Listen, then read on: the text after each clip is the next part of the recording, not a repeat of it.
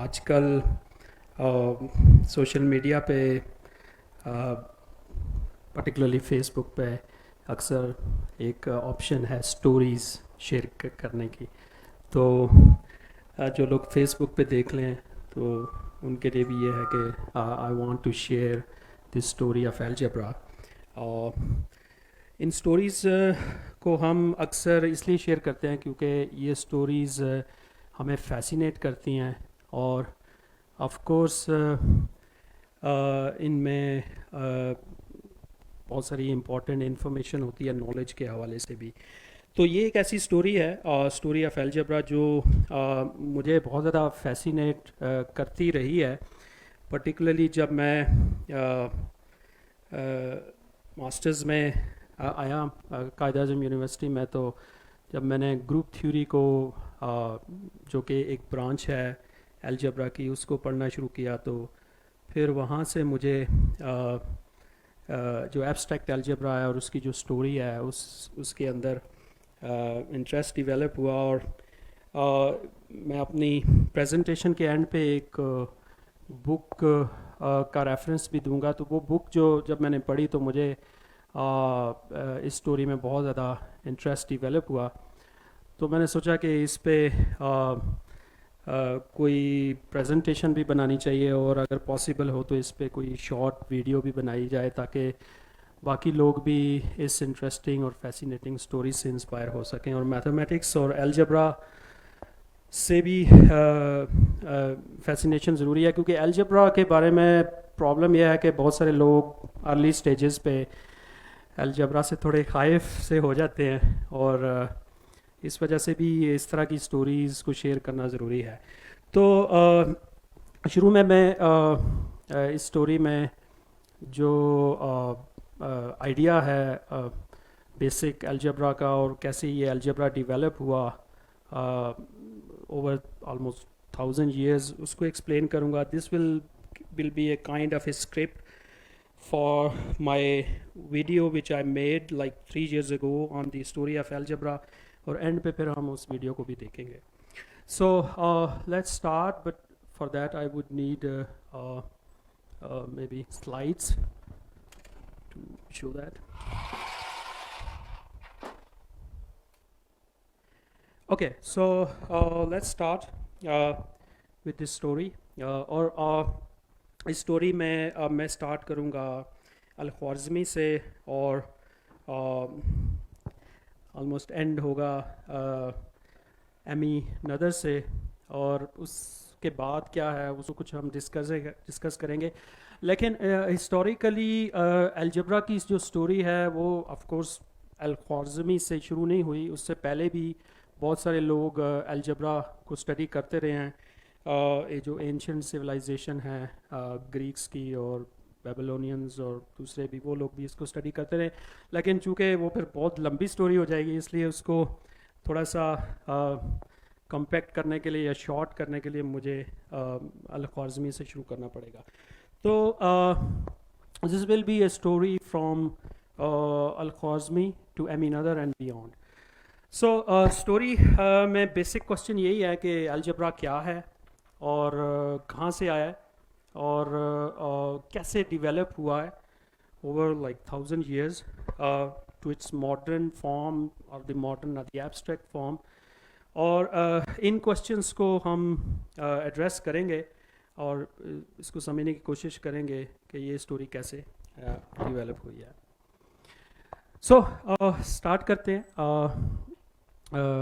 Basically बहुत सारे mathematicians ने इस स्टोरी में हिस्सा लिया है, या इस एक जर्नी के अंदर उनकी कंट्रीब्यूशन है, जिसमें हम स्टार्ट करते हैं अल-ख्वारिज़मी से शुरू होंगे, और फिर कुछ इटालियन मैथमेटिशियंस हैं, उन्होंने कैसे अलजेब्रा को डेवलप किया bye fighting each other.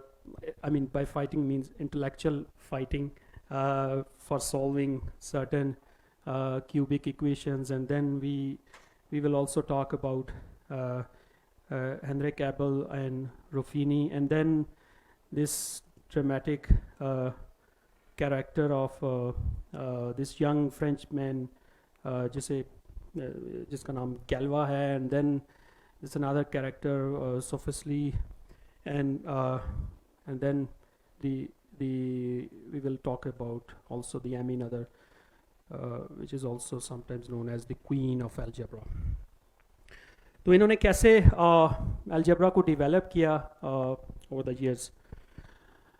Okay, सो ये स्टोरी अलजेब्रा की हम स्टार्ट करते हैं अल-ख्वारिज़मी से, और इस वर्ड से कि ये जो अलजेब्रा का वर्ड है ये कहाँ से आया है. So basically it came from the Arabic word algebra, and this word actually appeared in the title of a book written by a Persian mathematician AlKhwarizmi in 9th century, and this is something like the book. It's the title of the book. It came from the title of the book written by AlKhwarizmi in the 9th century. And what is algebra? AlKhwarizmi का क्या मतलब था algebra जब उसने ये लिखा, और algebra का मतलब क्या है अरबिक वर्ड में भी, तो अरबिक लैंग्वेज के अंदर भी. तो basically algebra means restoration or finding the values of unknown variable x in equations. So basically हमारे पास equations हैं, equations डिफरेंट टाइप्स की हम कंसिडर करेंगे, और सिंपलेस्ट इक्वेशंस जो होती हैं जिसमें कोई एक वेरिएबल x होता है जो कि यूजुअली अननोन होता है, और उससे हम इक्वेशंस बनाते हैं, और फिर उस अननोन वेरिएबल x की वैल्यूज़ फाइंड की जाती हैं. तो ये जो सारा प्रोसेस है एक अननोन वेरिएबल को जानना, इसे हम अलजेब्रा कहते हैं, या उस अननोन वेरिएबल की वैल्यू को रीस्टोर करना जो है, इसको अलजेब्रा कहा जाता है अरबिक लैंग्वेज के अंदर. It's a kind of A restoration of values. For example ये इक्वेशन है जिसमें x की वैल्यू फाइंड करनी है, तो इस केस में x की वैल्यू 6 आएगी. और अगर हमारे पास इक्वेशन इस तरह की हो और हमें ये कहा जाए कि x की वैल्यू क्या होगी, जिसको अगर पुट किया जाए इधर इक्वेशन के अंदर, तो लेफ्ट हैंड साइड पे भी 0 आ जाए, तो x की ये दो वैल्यूज़ होंगी. ये जो अननोन वैल्यूज़ होती हैं वेरिएबल x की, इनको मैथमेटिशियंस सॉल्यूशंस भी कहते हैं, या समटाइम्स रूट्स ऑफ इक्वेशंस भी कहते हैं, और sometimes zeros of an equation. Zero इसलिए क्योंकि इन वैल्यूज़ को पुट करने से एक इक्वेशन लेफ्ट हैंड साइड पे भी आपके पास 0 आ जाता है. और जो x की पावर होती है किसी भी इक्वेशन के अंदर, द हाईएस्ट पावर किसी गिवन इक्वेशन के अंदर, उसे हम डिग्री कहते हैं, या मैथमेटिशियन उसे डिग्री कहते हैं. फॉर एग्जांपल ये जो इक्वेशन है ये फर्स्ट डिग्री की है क्योंकि इसकी पावर 1 है, जो कि अगर पावर 1 हो तो हम नहीं लिखते, लेकिन इसकी पावर जो है इस इक्वेशन की जो डिग्री है वो 2 है क्योंकि इसमें x की पावर 2 है. ये पर्टिकुलरली जो किड्स हैं स्कूल्स उनके लिए ये इम्पोर्टेंट इंफॉर्मेशन है. Okay, so then one can ask, okay, how many different types of equations we can have? So we can have so many different equations in one variable. जो equation जिसकी degree 1 होगी उसे हम linear equation कहेंगे, और उसकी general form जो है वो ये होगी ax प्लस b की फॉर्म है. ये a और b क्या हैं? ये बेसिकली इन्हें हम कांस्टेंट या कोफिशिएंट्स कहते हैं. सो ये कुछ भी हो सकते हैं. और ऐसी इक्वेशंस जिनमें डिग्री जो है वो 1 हो उन्हें लीनियर कहा जाता है. ऐसी इक्वेशंस में जिसमें डिग्री 2 हो क्वाड्रेटिक हैं, और इसी तरीके से 3 डिग्री वाली इक्वेशन को क्यूबिक इक्वेशन कहा जाता है, और 4th वाली को क्वार्टिक, और 5th वाली डिग्री जो इक्वेशन होगी उसे हम क्विंटिक कहते हैं. और जो क्लासिकल अलजेब्रा है उसकी जो स्टोरी है वो बेसिकली इन इक्वेशंस के गिर्द रिवॉल्व होती है, और इनके जो सॉल्यूशंस हैं उसके बारे में ये स्टोरी है. शुरू में हम उस स्टोरी को डिस्कस करेंगे, और फिर ये देखेंगे कि ये स्टोरी फिर क्लासिकल से मॉडर्न अलजेब्रा में कैसे कैसे शिफ्ट हुई उसको भी फिर हम देखेंगे. ओके, सो अल-ख्वारिज़मी ने जो अपनी बुक लिखी थी 9th सेंचुरी में, उसके अंदर उसने जनरल मेथड, जो पहली दो इक्वेशंस हैं उनको उनका जो जनरल मेथड है जिसे एल्गोरिदम भी कहते हैं, उसको उसको डिस्क्राइब किया था. तो ये जो एल्गोरिदम हम यूज़ करते हैं वर्ड कंप्यूटर लैंग्वेज के अंदर भी, और ये बेसिकली अल-ख्वारिज़मी का ही मेथड है. और क्लियरली ये जो अल लिखा हुआ है ये भी शो करता है कि somehow it also some origin with Arabic language. तो जनरल फार्मूला इस केस में ये बनेगा लीनियर इक्वेशन में. अगर हमें x की वैल्यू फाइंड करनी हो तो वो ये हो गई. और अगर सेकंड डिग्री इक्वेशन हो और हमें x की वैल्यूज़ फाइंड करनी हो या सॉल्यूशंस या रूट्स फाइंड करने हो तो ये इक्वेशन, ये वाला फार्मूला होगा जिसे हम क्वाड्रेटिक फार्मूला कहते हैं. और स्कूल लेवल पे इनको रेगुलर बेसिस पे पढ़ाया जाता है. और बेसिकली डिफरेंट मेथड्स से बताया जाता है कि एक क्वाड्रेटिक इक्वेशंस को हम कितने डिफरेंट मेथड से सॉल्व करते हैं. जनरल फार्मूला से भी सॉल्व कर सकते हैं, लेकिन अदरवाइज और मेथड्स भी हैं, जैसे कि फैक्टराइजेशन है और बाय फार्मूला है, और समटाइम्स कंप्लीटिंग द स्क्वायर है, और ड्राइंग समटाइम्स इक्वेशंस के ग्राफ्स ड्रा करते हैं और फिर उधर से रूट्स और ज़ीरोस फाइंड करते हैं. सो ये डिफरेंट मेथड्स हैं जो स्कूल लेवल पे ऑल ओवर द वर्ल्ड पढ़ाए जाते हैं स्टूडेंट्स को, ताकि बेसिक जो कॉन्सेप्ट्स हैं अलजेब्रा के उनको एक्सप्लेन किया जाए. लेकिन जनरल फार्मूला, और ये वेल नोन है, they are not very difficult, very easy to follow. अब क्वेश्चन ये है कि क्या इस तरह का कोई general formula third degree equation के लिए पॉसिबल है या नहीं. ये एक प्रॉब्लम था जिस पे मैथमेटिशियन अल-ख्वारिज़मी के बाद काम करना शुरू हो गए. तो इस स्लाइड में मैंने इसको डिस्कस किया कि after the algebra of linear and quadratic equations, mathematicians started to learn cubic equations and their solutions. लेकिन इस केस में जनरल फार्मूला फाइंड करना इतना आसान नहीं था. It was quite difficult unlike linear and quadratic equations. इसलिए फिर डिफरेंट मेथड्स ट्राई किए गए डिफरेंट लोगों ने, और वो मेथड एनालिटिक भी थे और ज्योमेट्रिक भी थे. उनमें से एक मेथड 11th सेंचुरी में एक और पर्शियन मैथमेटिशियन उमर ख़याम उसने डेवलप किया था, और जिस केस में उसने बेसिकली सॉल्यूशंस फाइंड किए थे क्यूबिक इक्वेशन के by the intersection of parabolas and circles. So this was very geometric method, जिससे जो certain cubic equations है, जैसे कि ये एक cubic equation है और ये cubic equation है, इनके जो solutions हैं उसके लिए एक geometric method उसने develop किया. So modern mathematics के अंदर एक area है जिसे हम algebraic geometry कहते हैं. उसके अंदर भी कुछ ऐसा ही किया जाता है कि geometric method से हम algebraic problems को solve करते हैं. तो इसकी अगर हिस्ट्री देखा जाए तो उमर ख़याम को हम कंसिडर कर सकते हैं कि he was like more algebraic geometer.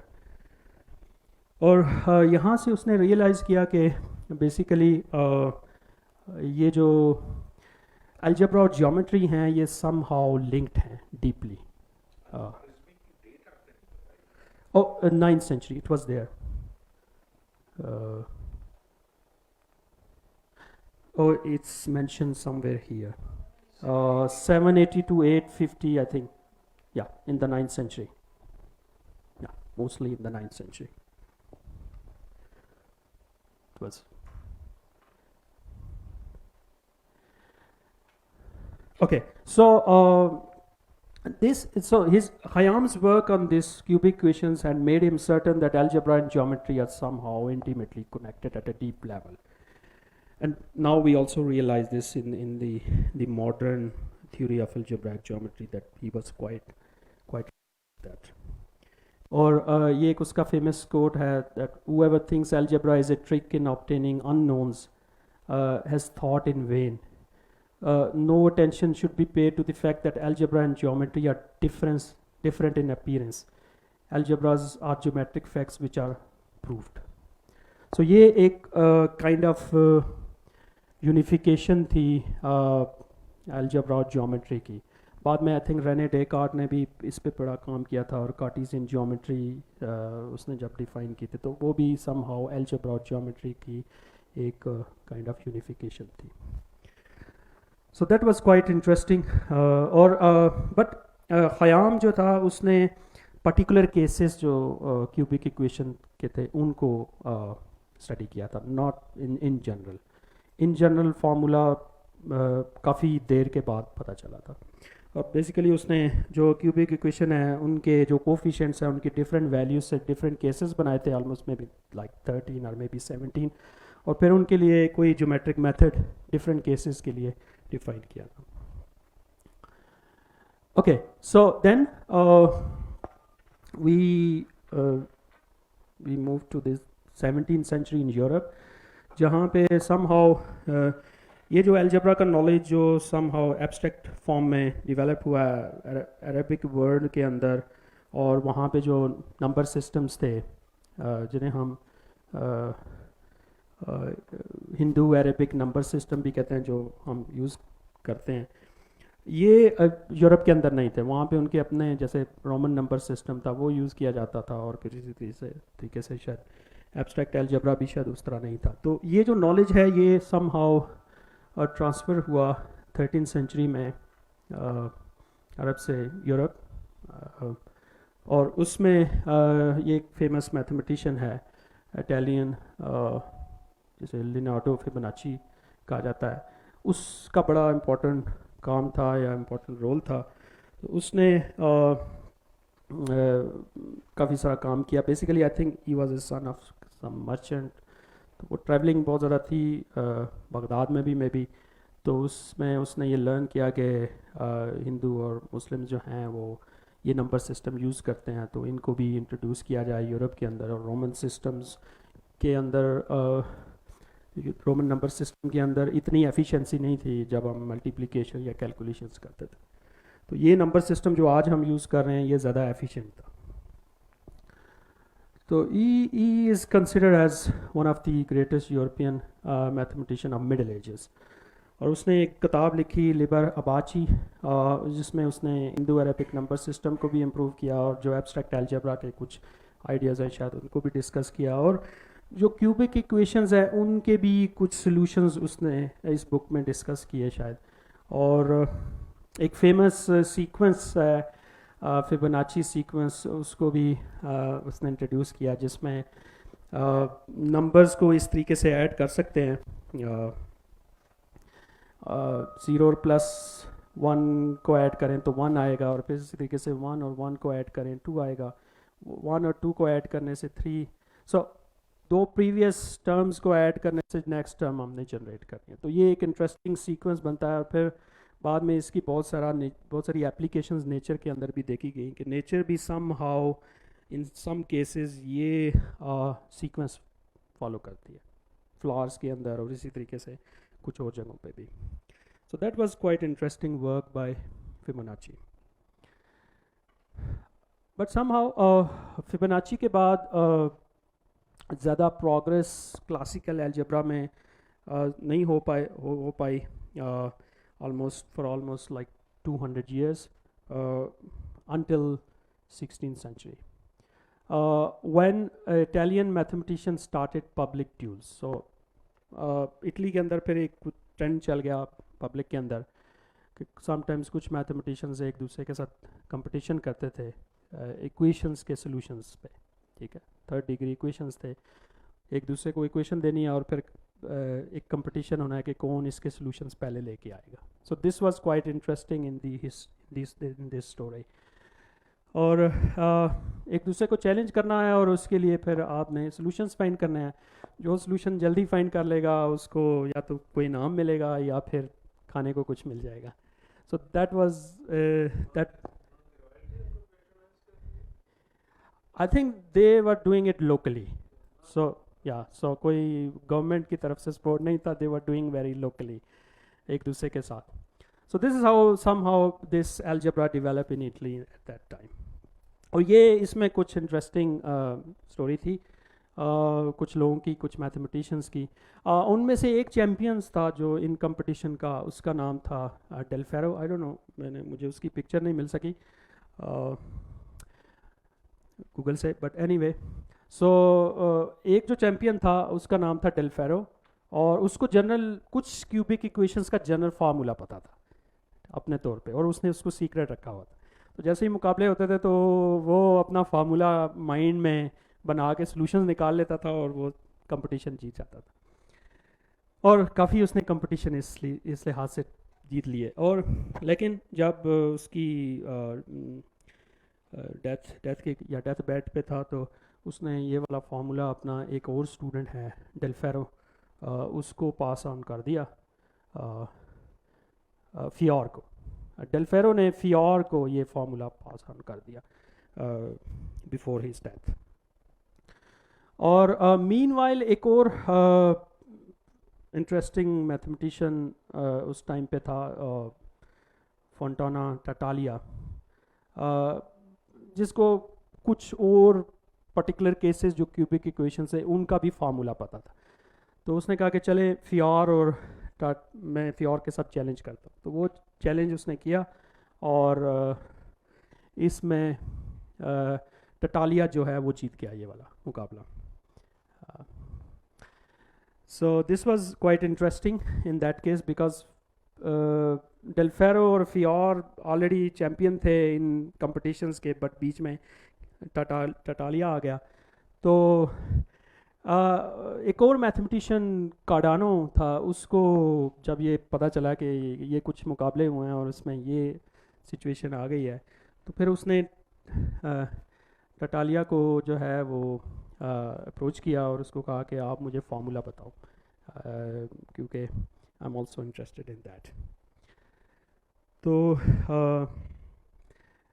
और टटालिया बताना नहीं चाहता था ऑफ कोर्स, क्योंकि उसने he was kind of poor mathematician at that time. So उसे पता था कि अगर मैंने बता दिया तो फिर जो इतने मैं मुकाबले जीत रहा हूँ ये मेरे लिए मुश्किल हो जाएगा जीतना. बट एनीवे, जो कार्डानो था he was quite influential at that time, so he forced him to reveal that formula. और somehow poor Tartaglia had to show his formula to Cardano, but with a promise never to reveal it. So this was the interesting कि आपको formula बता देते लेकिन आपने बताना नहीं है किसी और को नहीं बताना. So this was quite interesting story about these. So this was the fight between them, which we can see. Yeah. So now we are going to the next part of the story. इसके आगे क्या हुआ फिर? So somehow at some point Cardano ने जो promise किया था टाटालिया के साथ वो उसने ब्रेक कर दिया, और he published that formula of cubics in his book Ars Magna. तो उसने एक किताब लिख ली और उसके अंदर उस फार्मूला को उसने पब्लिश कर दिया. So you can say it's a kind of plagiarism, some kind of plagiarism. So जो बुक है वो क्वाइट पॉपुलर है हिस्ट्री के अंदर, और इसे आर्स मैग्ना कहा जाता है, और is the great art of algebra. Ars Magna means it is the great art of algebra. So the knowledge of algebra is sometimes considered as the great art of algebra. Okay, so how he justified this all? So in the book, so he justified this publication by a footnote to furious Tartaglia that Delfero had also found a crucial solution of cubics before him. So this was his justification, that Tartaglia से पहले फियोर को भी इसका formula का पता था, तो it was not a big problem. So it's okay to publish this. Okay, and then in the same book, Cardano also included a solution of a 4-degree equation. After that, they also tried for the 4-degree equation. और उसके लिए भी एक formula जो कि उसका student था Ferrari, उसकी मदद से उसने एक 4 डिग्री इक्वेशन का जो फॉर्मूला है वो भी सॉल्व कर लिया। सो एक जनरल मेथड है कि सर्टन 4 डिग्री इक्वेशंस को कैसे हमने स्प्लिट करना है, 2 डिग्री पे लेके आना है और उससे फिर कैसे सोल्यूशन फाइंड करना है। तो ये फेरारी ने काम किया था, और फेरारी जो है वो कार्डानो का स्टूडेंट था, और उसने इसके काम को भी अपनी बुक के अंदर पब्लिश किया था। ओके, इस दौरान जब ये बुक पब्लिश हो गई तो एक और इटालियन मैथमेटिशियन था, Rafale बम्बेली।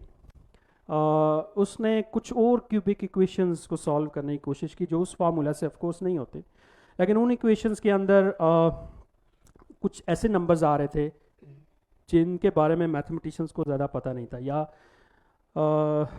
They were not very easy comfortable with those numbers, और वो नंबर्स थे स्क्वायर रूट ऑफ -1, ठीक है, और जिन्हें हम आज कॉम्प्लेक्स नंबर्स भी कहते हैं या इमेजिनरी नंबर्स भी कहते हैं। तो ये नंबर्स उस वक्त ज़्यादा फेमिलियर नहीं थे, और काफ़ी सारे मैथमेटिशियंस इनको अवॉइड करते थे कि इनकी वजह से प्रॉब्लम आ जाता है, क्योंकि इवन नेगेटिव नंबर्स का कॉन्सेप्ट भी इतना एक्सेप्टेबल नहीं था, एक टाइम के बाद एक्सेप्टेबल हो गया, और जब इमेजिनरी नंबर्स आ गए तो उनमें फिर और रेजिस्टेंस थी कि इनको कैसे हम देखें रियलिटी के अंदर। और बट आज हम जानते हैं कि ये फंडामेंटली कितने इम्पोर्टेंट है। और आई थिंक रॉजर पेनरोज का एक इंटरव्यू सुन रहा था कि वो ये कहता है कि जो इमेजिनरी नंबर्स हैं they are fundamental part of the fabric of the universe, the fabric of the universe can't exist without them. So जो प्लेटोनिज्म है उसमें फिर हम इन चीज़ों को मैथमेटिशियन डिस्कस करते हैं कि ये जो नंबर्स हैं क्या ये इन्वेंटेड हैं या डिस्कवर्ड हैं, तो ये एक अलग एक डिस्कशन अक्सर चलती है। सो ये एक इंटरेस्टिंग डेवलपमेंट थी स्टोरी ऑफ अलजेब्रा के अंदर, जब उन्हीं सॉल्यूशंस को फाइंड करते हुए हम जो स्क्वायर रूट ऑफ -1 वाले नंबर्स हैं, इमेजिनरी नंबर्स, उन तक पहुंच गए, और फिर उनका अलजेब्रा डेवलप करना शुरू किया गया। अलजेब्रा का मतलब वही है कि कॉम्प्लेक्स नंबर्स को अगर हम ऐड करें या सब्ट्रैक्ट करें या फिर मल्टीप्लाई करें तो इससे क्या होता है, तो ये अलजेब्रा है। और उससे अगर हम इवन इक्वेशंस भी बनाएं तो वो किस तरह की इक्वेशंस होंगी। Okay, so then many other mathematicians started working on these complex numbers, जिसमें गाउस था, इवन रेने डेकार्ट था, और इवन आयलर ने काम किया था। उन्होंने कॉम्प्लेक्स नंबर्स का जो अलजेब्रा है उसको डेवलप किया था। और उनमें फिर जो गाउस है उसने इन नंबर्स को यूज़ करके जो अलजेब्रा का फंडामेंटल थ्योरम है वो बना लिया, जिसे आज हम फंडामेंटल थ्योरम ऑफ अलजेब्रा कहते हैं। वो बेसिकली इक्वेशंस के सॉल्यूशन से ही रिलेटेड है। सिंप्लीफाइड वर्जन में ये है कि अगर आपके पास n डिग्री की कोई भी इक्वेशन हो वन वेरिएबल के अंदर, उसके कितने रूट्स हो सकते हैं, कितने सॉल्यूशंस हो सकते हैं, तो फंडामेंटल थ्योरम ऑफ अलजेब्रा के मुताबिक उसके n रूट्स हो सकते हैं। सो this was quite interesting and very basic result in the theory of equations. So for example अगर आपके पास 4 डिग्री इक्वेशंस हैं तो इसके मैक्सिमम 4 सॉल्यूशंस हो सकते हैं।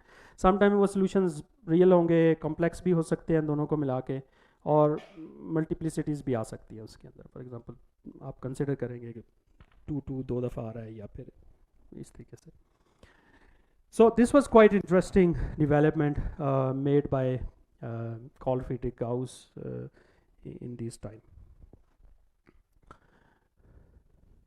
ओके, बट यहाँ पे इम्पॉर्टेंट चीज़ नोट करने की ये है कि जो फंडामेंटल थ्योरम है ये हमें एग्जिस्टेंस के बारे में बताता है कि एक गिवन n डिग्री की इक्वेशंस के कितने रूट्स एग्जिस्ट कर सकते हैं। या मैं ये नहीं बताता कि फार्मूला क्या होगा या उसकी वैल्यूज़ कैसे कैलकुलेट की जाएगी, ठीक है। So it's all about the existence of number of solutions. और फिर बाद में कुछ और मैथमेटिशियंस ने और इवन इटालियंस मैथमेटिशियन ने भी मिलके जो जनरल क्यूबिक इक्वेशन हैं उनके जो सॉल्यूशंस हैं, जो कि 3 ही होंगे of course fundamental theorem of algebra की मदद से, वो कैलकुलेट कर लिए और उसका जो फार्मूला है वो ये है। सो क्वाड्रेटिक फार्मूला तो बड़ा इजी है, आसान है, हम इसको यहाँ से समझ सकते हैं, लेकिन जो क्यूबिक इक्वेशन का जनरल फार्मूला है अलजेब्राइस्ट के लिए तो ये भी इजी है, लेकिन थोड़ा सा लेंथी है। आपको बहुत सारी वैल्यूज़ कैलकुलेट करनी पड़ेंगी और फिर वैल्यूज़ पुट करेंगे तो आपके पास 3 सॉल्यूशंस आ जाएंगे, और 3 ही होंगे bye fundamental theorem of algebra. ऐसा नहीं है कि थर्ड डिग्री इक्वेशन के 4 सॉल्यूशंस आ जाएं या 5 आ जाएं। So this is important. और ये थर्ड डिग्री इक्वेशंस के लिए है जनरल फार्मूला, और ये 4 डिग्री इक्वेशन का जनरल फार्मूला है।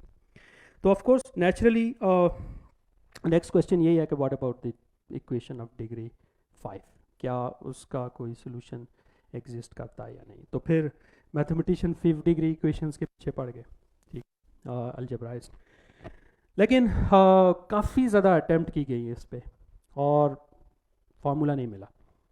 काफ़ी डिफरेंट लोगों ने इस पर कोशिश की और बड़े बड़े मैथमेटिशियंस ने इस पर कोशिश की, लेकिन they all of them failed. So there was some reason behind कि ऐसा क्यों नहीं हो सका कि 5 डिग्री इक्वेशन का फार्मूला नहीं बन सका, general formula. Bye formula I mean like this one, कि आप के पास जनरल इक्वेशन हो और उनके जो जो कोफिशिएंट्स हैं like A B C D and E, उनकी मदद से आप बेसिक अलजेब्राइक ऑपरेशंस और स्क्वायर रूट्स या फिर जो क्यूब रूट्स हैं उनको यूज़ करके फार्मूला फाइंड कर लें। ये जनरल फार्मूला। पर्टिकुलर मेथड से 5 डिग्री इक्वेशंस के कुछ पर्टिकुलर केसेस से आप सॉल्यूशंस निकाल सकते हैं। सॉल्यूशंस हर इक्वेशंस के एग्जिस्ट करते हैं bye fundamental theorem of algebra, but क्या जनरल फार्मूला भी एग्जिस्ट करता है या नहीं, तो ये पता चला कि नहीं एग्जिस्ट करता। 5th और हायर डिग्री इक्वेशंस का जनरल फार्मूला नहीं बनाया जा सकता। अब क्यों नहीं बनाया जा सकता, ये एक बड़ा प्रॉब्लम था। पर्टिकुलरली सॉल्व किया जा सकता है, give me particular equation of 5 degree, there will be some method to solve that, but we cannot have a general formula like this. Okay, अब ये किसने बताया? इसके लिए 2 मैथमेटिशियंस थे। एक नॉर्वेजियन मैथमेटिशियन था आबल, he was also quite poor student, और जिसके नाम से मैथमेटिक्स का एक बड़ा फेमस प्राइज़ है जिसे हम आबल प्राइज़ भी कहते हैं, which is somehow equivalent to the Nobel prize of in sciences, क्योंकि साइंस के अंदर मैथमेटिक्स का नोबेल प्राइज़ नहीं होता, but equivalently we have the prize named after Abel. और कुछ ग्रुप्स हैं, कुछ अलजेब्राइक स्ट्रक्चर्स हैं, उन्हें हम आबल के नाम से कहते हैं, लाइक अबिलियन ग्रुप्स है, abelian अलजेब्रास। And then another one is called Ruffini, he was Italian. इन्होंने मिलके प्रूव कर लिया इंडिपेंडेंटली, नहीं मिलके नहीं था, आई थिंक इंडिपेंडेंटली इन्होंने प्रूव किया कि general formula 5th degree equation का पॉसिबल नहीं, ठीक है। और इसको हम आज आबर रुफीनी थ्योरम भी कहते हैं, और इन जनरल ये है कि it is impossible to solve quintic equation using only these operations। अच्छा, अब इसमें कुछ और मैथमेटिशियंस भी थे, वो भी काम कर रहे थे, जैसे लग्रांज था, कॉशी था। ये बेसिकली उनके आइडियाज़ थे जिनको यूज़ करके उन्होंने ये एक इंटरेस्टिंग रिजल्ट फाइंड कर लिया था। लेकिन इनका प्रूफ इतना समहाउ सबके लिए कन्विंसिंग नहीं था। फॉर एग्जांपल गैल्वा इससे इतना कन्विंस नहीं था उस थ्योरम से, और वो उसके मुताबिक कोई और डीपर रीज़न है, कोई और रीज़न है जिसकी वजह से ऐसा हो रहा है, और उसको तलाश करना चाहिए। तो वो इस स्टोरी में एक इम्पॉर्टेंट कैरेक्टर आता है, और उसने इसको सॉल्व करने की कोशिश की, इस प्रॉब्लम को, और उसके लिए उसने एक इंटरेस्टिंग आइडिया दिया जिसे हम ग्रुप कहते हैं, कि हमें ग्रुप बनाने पड़ेंगे, ग्रुप बनाना पड़ेगा। ग्रुप क्या होता है? ग्रुप कोई एक सेट होता है, set means collection of some things जिसके अंदर कुछ प्रॉपर्टीज़ होती हैं। उनको हम ज्योमेट्रिकली भी देख सकते हैं, और फिर उन प्रॉपर्टीज़ को ज्योमेट्रिकली भी देखा जा सकता है as a kind certain kinds of symmetries in space. तो उसने कुछ इस तरह की कैलकुलेशंस की बड़ी इंटरेस्टिंग वे में, और उसने एक नया आइडिया डेवलप कर लिया, the idea of group theory, और this was quite amazing in the story of algebra.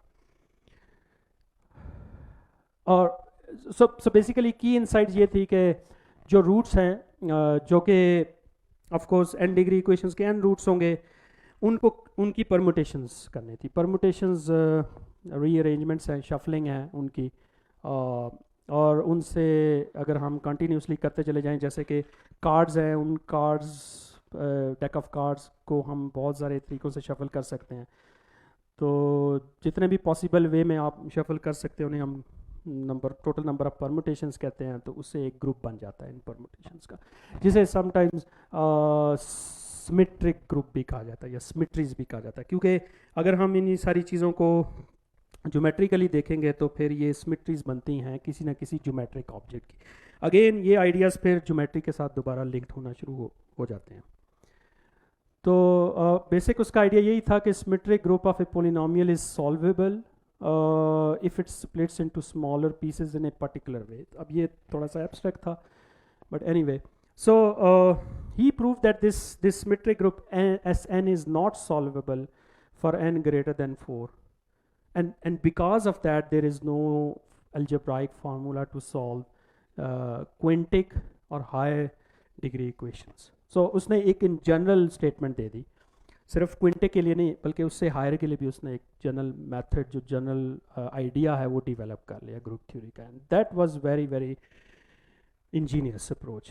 इससे पहले किसी ने ऐसा नहीं सोचा था, और शुरू में शायद इसी वजह से प्रॉब्लम भी हुआ था, क्योंकि इसका ये आइडिया इतना ज़्यादा ओरिजिनल था और नया था, और nobody understood what he is talking about.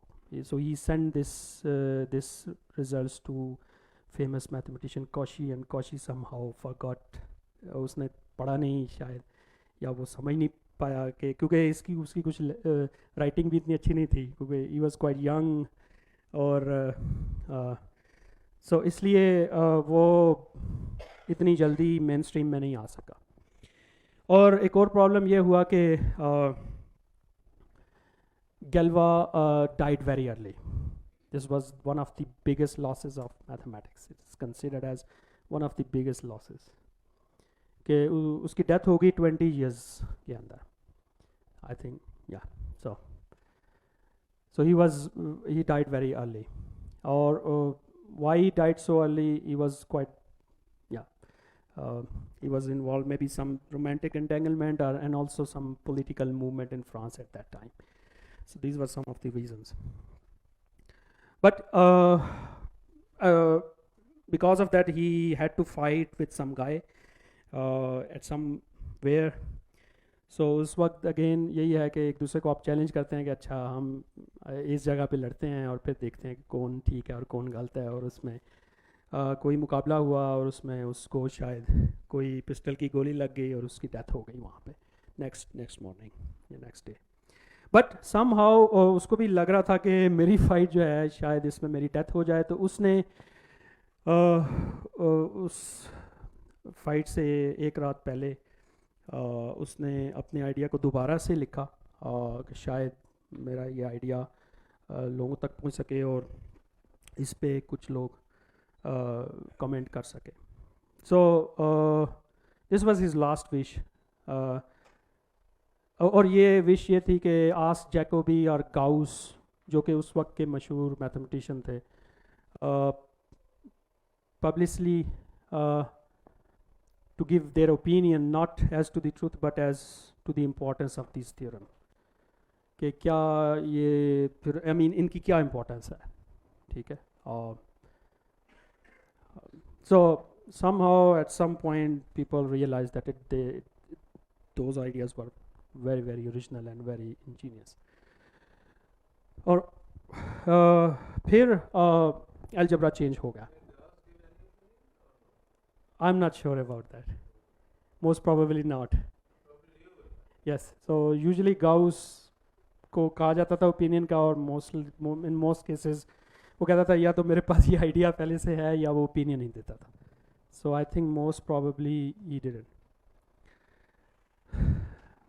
but but Kashi at some point did something and other people, but somehow वो आइडिया मेन स्ट्रीम में आ गया गैल्वा का, और उसके बाद अलजेब्रा पूरा ट्रांसफॉर्म हो गया, और अलजेब्रा फिर क्लासिकल से मॉडर्न अलजेब्रा बन गया, और उसमें सिर्फ बात ग्रुप्स तक नहीं रही, बात उससे आगे चलती चली गई, जिसमें रिंग्स आ गए, फील्ड्स आ गए, मॉड्यूल्स हैं, और फिर हम वेक्टर स्पेसेस की भी बात करते हैं। फिज़िक्स के अंदर भी, ज्योमेट्री के अंदर हम वेक्टर्स पढ़ते हैं, ये बेसिकली वेक्टर्स उन सारे वेक्टर्स से एक वेक्टर स्पेस बनता है, और हर वेक्टर स्पेस बेसिकली एक ग्रुप होता है अंडर सम ऑपरेशन, और यूजुअली दी एडिटिव ऑपरेशन, और उन वेक्टर स्पेस से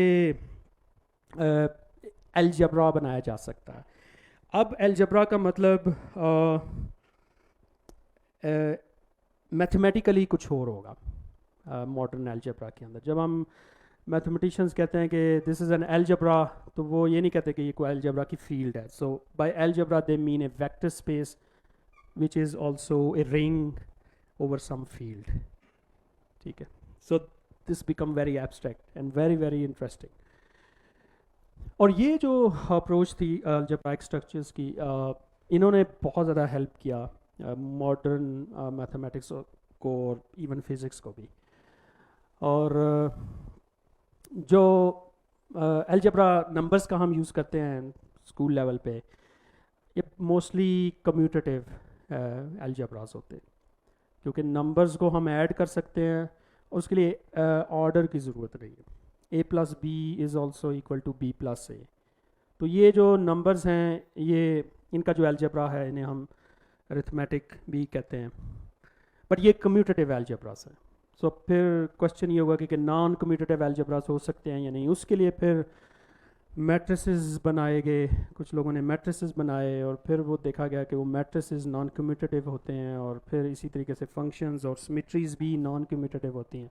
तो नॉन कम्यूटेटिव अलजेब्रा बीच में आ गया, और उसके लिए कुछ और लोग थे, जैसे कि हैमिल्टन का बड़ा काम था, उसने क्वोटर्नियंस का आइडिया दिया कि वेक्टर्स को हमने कैसे उनकी ट्रांसफॉर्मेशन को के लिए हम क्वोटर्नियंस यूज़ कर सकते हैं 3 डायमेंशनल स्पेस के अंदर। फिर वहाँ से कुछ और लोग आ गए ऑक्टोनियंस के साथ, फिर उनकी अलजेब्रा, और फिर कुछ लोग इसको ले गए कंप्यूटर साइंस के अंदर बूलियन अलजेब्रा की फॉर्म में। तो डिफरेंट टाइप्स ऑफ अलजेब्रास इमर्ज होना शुरू हो गए in different ways. This was quite interesting and very very important in so many ways।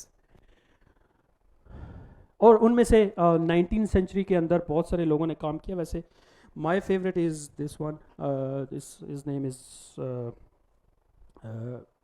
Sophist Lie, और इसकी प्रोनाउंसिएशन तो वैसे स्पेलिंग तो इसके यही हैं, Lie, but that's the name of Norwegian mathematician.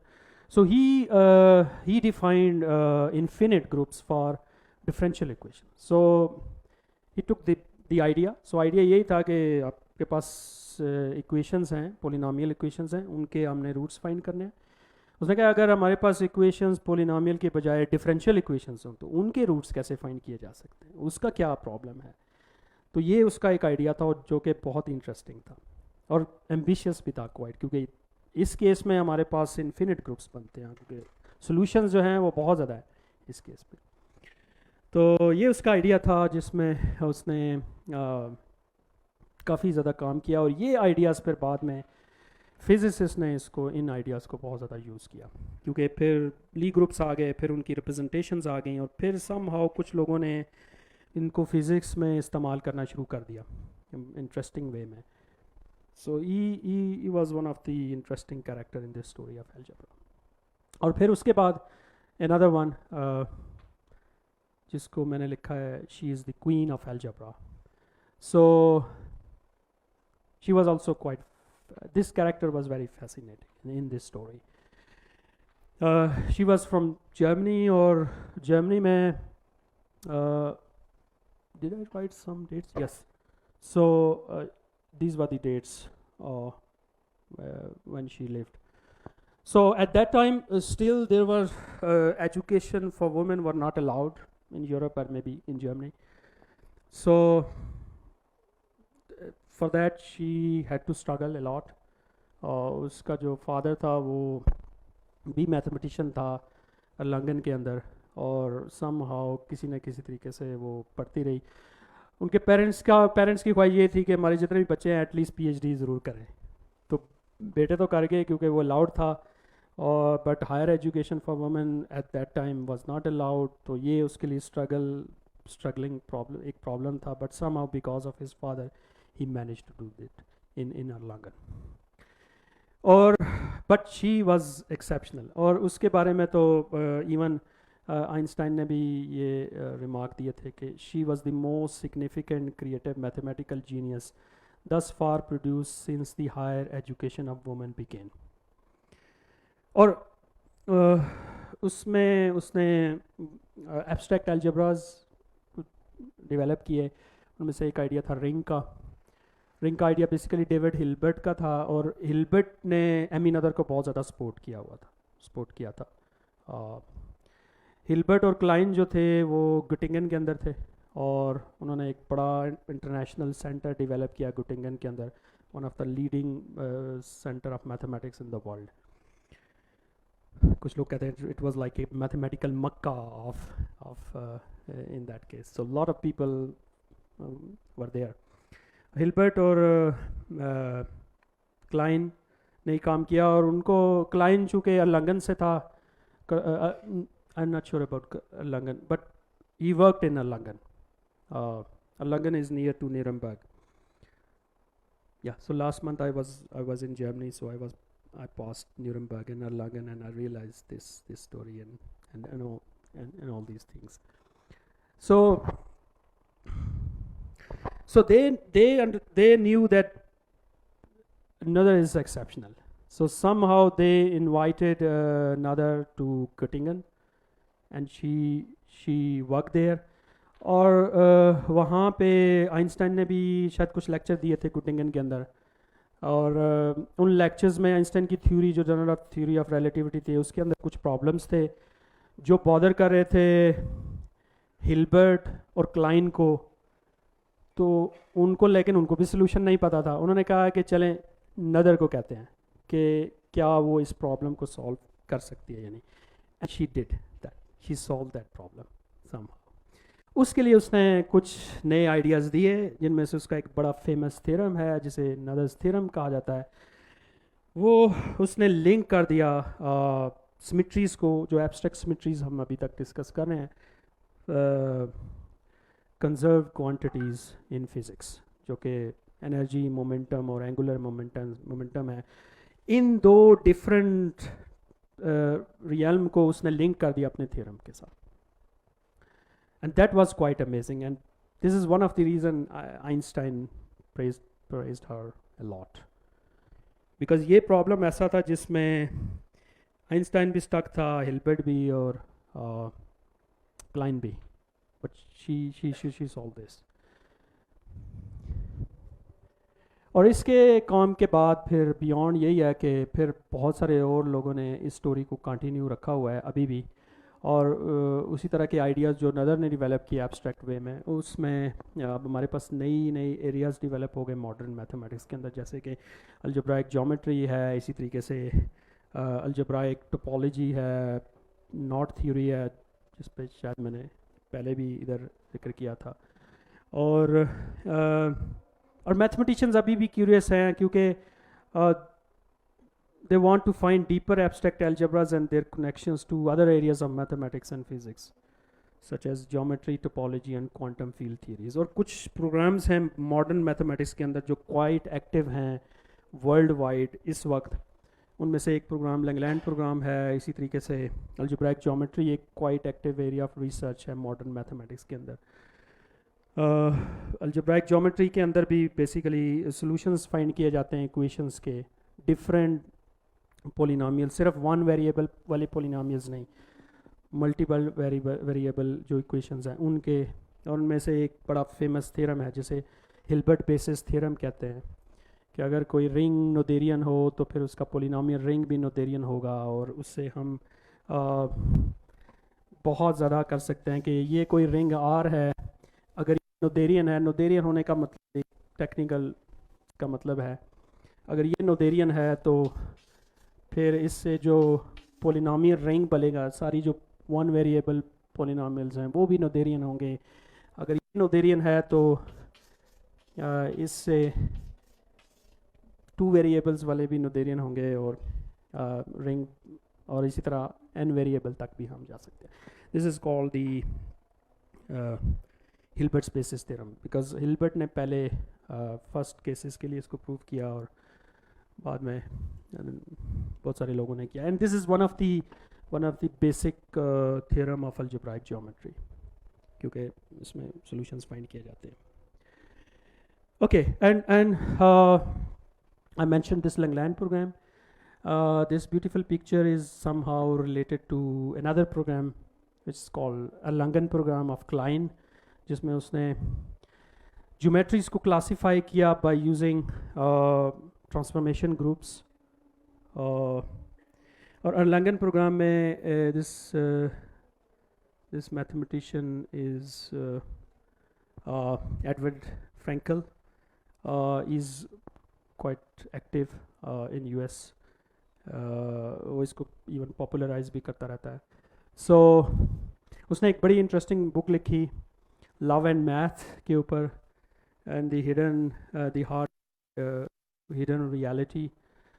इसका एक इंटरेस्टिंग रीड है वहाँ इसकी बुक से कि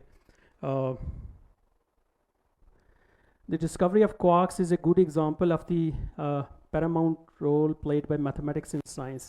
These particles were predicted not on the basis of empirical data, but on the basis of mathematical symmetry, means groups. This was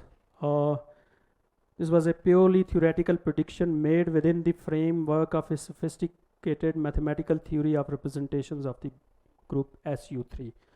तो जो अब्दुल का काम है और इसी तरीके से बहुत सारे और लोगों का जो काम है वो बेसिकली उसमें जो मैथमेटिक्स यूज़ होता है वो ग्रुप थ्योरी का ही है, और ये वही ग्रुप थ्योरी है जो गैल्वा ने डेवलप की और जिसकी हम अभी तक स्टोरी देख रहे हैं। एनीवे, आगे चल के यही है कि it took physicist years to master this theory, and in fact there was some resistance to it at first. I don't know why he's saying this, but it is now the bread and butter of elementary particle physics. Not only did it provide a classification of hadrons, it also led to the discovery of quarks, which forever changed our understanding of physical reality. So, and at the last, I was fascinated by this story because of this book. जब मैं masters कर रहा था कायद आज़म university Islamabad से, तो मुझे ये book कहीं से मिल गई, एंड इट्स क्वाइट इंटरेस्टिंग। और अगर आप इस पे मज़ीद इस स्टोरी को समझना चाहते हैं, या और जो मिसिंग पीसेस हैं इस स्टोरी के अंदर जो जिन्होंने बड़ा इंपॉर्टेंट रोल प्ले किया है, उसके लिए ये एक बड़ी अच्छी बुक है जो मैं रिकमेंड करना चाहूँगा। It's one of the good book. So अब ये स्टोरी मे भी किसी स्टेज पे थोड़ी सी बोरिंग हो गई होगी, इसके लिए मैंने एक वीडियो बनाई थी, maybe to make some interesting, more interesting. तो वो हम वीडियो देख लेते हैं, but meanwhile if you have any question we can discuss. Okay, so let's see just this short video about this one. It's like 12 or 13 minutes video. So I made this video in Lamangbal Open University. This was ये मेरी पहली video थी, इसके अंदर कुछ mistakes भी थी, but I hope you will ignore them. Okay, so let's see this video. What is algebra? Where did it come from? And how it is developed over 1,000 years to its modern form. The story of our search to answer these questions is the story of algebra. In this story, we will see how algebra is developed by great men of mathematics in pursuit of restoration, proof, and absolute perfection.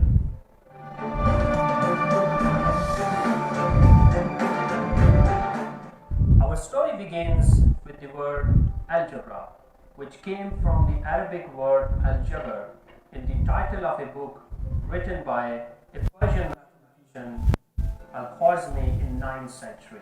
Algebra means restoration or finding the values of unknown variable x in equations. The values of these unknown variable x in equations are called solutions, roots, or zeros of that equations. The highest power of the unknown variable x in equations is called the degree of that equations. Equations of degree 1 to 5 are called linear, quadratic, cubic, quartic, and quintic equation. The story of classical algebra is the story of finding the values of these 5 equations. In his book of algebra, AlKhwarizmi described a general method or algorithm to solve linear and quadratic equations. Different methods of algebra to solve quadratic equations are taught in school, such as factorization, formula, completing the square, and drawing a graph. After the algebra of linear and quadratic equations, mathematicians started to learn cubic equations and their solutions. However, unlike linear and quadratic equations, a formula to solve general cubic equation was difficult to find. Therefore, different analytic and geometric methods were developed to solve certain cubic equations.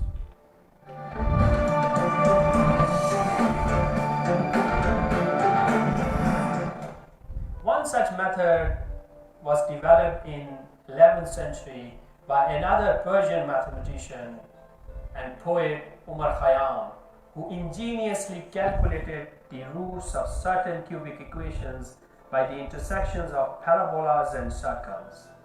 Khayyam's work on cubics made him certain that algebra and geometry are intimately connected. He famously said, "Whoever thinks algebra is a trick in obtaining unknowns has thought it in vain. No attention should be paid to the fact that algebra and geometry are different in appearance. Algebras are geometric facts which can be proved by Euclid's propositions."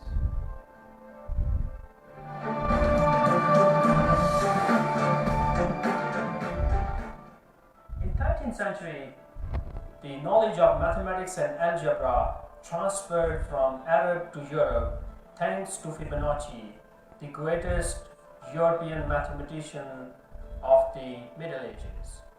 Fibonacci's major contribution was in algebra, arithmetic, and number theory.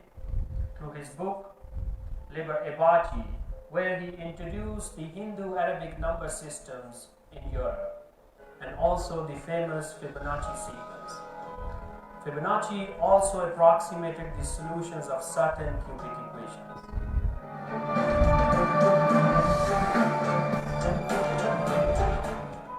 After Fibonacci, little progress is made towards solving cubic equations for almost 200 years, until the 16th century, when Italian mathematicians started public duels where they used to challenge each other for the solutions of cubics and earn money and fame in this way. One of the champions of these math duels was an Italian mathematician, Del Ferro, in the beginning of 16th century. Del Ferro knew a general formula to solve certain cubic equations, and with the help of that formula, he won many competitions in his life. However, at the time of his death, Del Ferro passed his secret formula to one of his students, Fior. Meanwhile, another mathematician, Tartaglia, also found a general formula to solve certain cubic equations. In 1535, Fior challenged Tartaglia for a public competition, which Tartaglia accepted and won. The news of Tartaglia's famous victory over Fior reached Cardano, who was an influential mathematician of the day. Cardano forced Tartaglia to reveal his formula of solving cubics. Poor Tartaglia had to show his formula to Cardano with a promise never to reveal it. However, Cardano broken his promise and published a formula of cubics in his book Ars Magna. Cardano justified his publication by a footnote to furious Tartaglia that Del Ferro also discovered a crucial solution of cubics before him. In Ars Magna, Cardano also included a solution of quartic equation which was found by his friend Ferrari. After the publications of Ars Magna, another Italian mathematician, Raffaele Babelli, solved those cubic equations which involved the square roots of negative numbers. At that time, the square roots of negative numbers were considered as unreal, imaginary, and complex. However, Raffaele Babelli and some other mathematicians managed to develop the algebras of these complex numbers.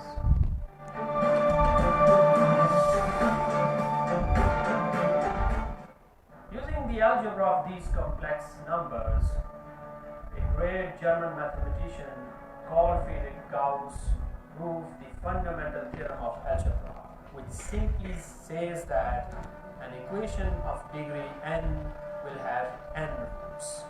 For example, a fifth degree equation has 5 roots and third degree equation has 3 roots.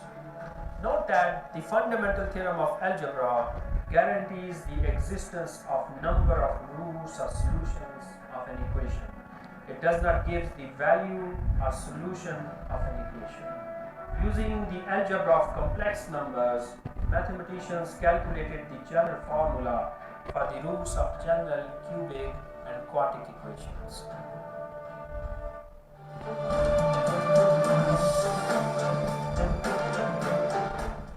But what about the formula for fifth degree equation or higher degree equations?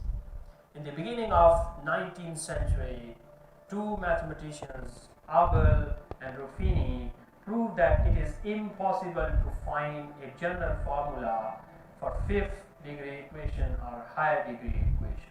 Abel-Ruffini theorem was a major breakthrough in the story of algebra.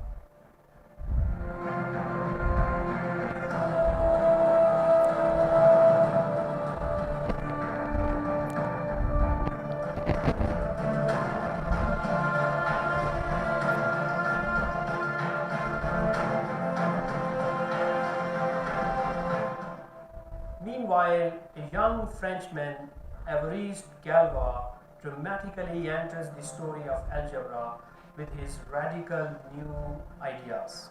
Galois ingeniously solved the classical problem of algebra by introducing something he called group as a set with identity and invertible elements which can be associated.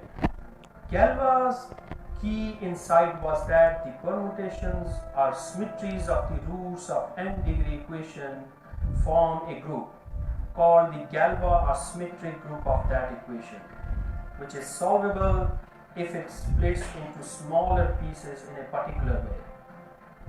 Galois proved that the symmetric group of nth degree polynomial equation is not solvable for n greater than 4, and therefore it is not possible to find a formula to solve quintic or higher degree equations.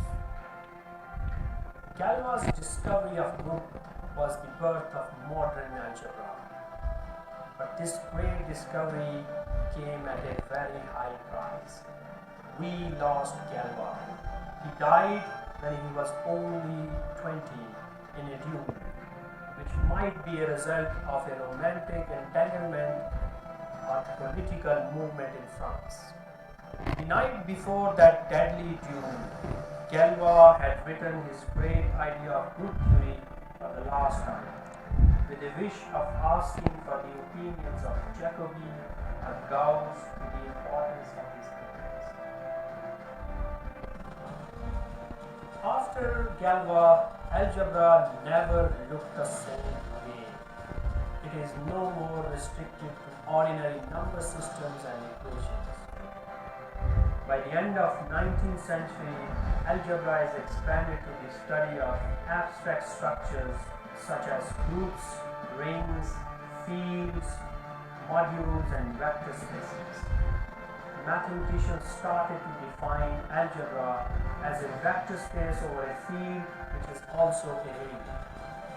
The study of these abstract structures helped mathematicians to liberate algebra from arithmetic of ordinary number systems by discovering new number systems of quaternions and octonions, and also the Boolean algebra, which turned out to be very useful in modern physics of 20th century.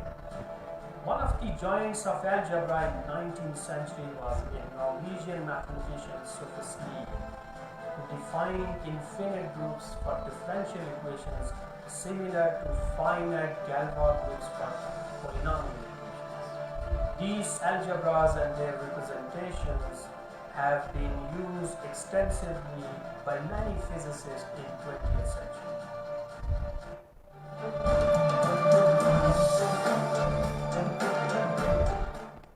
After Sophus Lie, the story of modern algebra enters in 20th century with a fascinating new character of a German mathematician, Emmy, who is also considered as a queen of algebra. Noether studied and developed the algebras of rings and modules in the beginning of 20th century. She ingeniously proved a very famous theorem which links the symmetries of actions and the conservation laws of physics. Due to Noether's monumental contributions to mathematics and physics, Einstein considered her as a most significant and creative mathematical genius.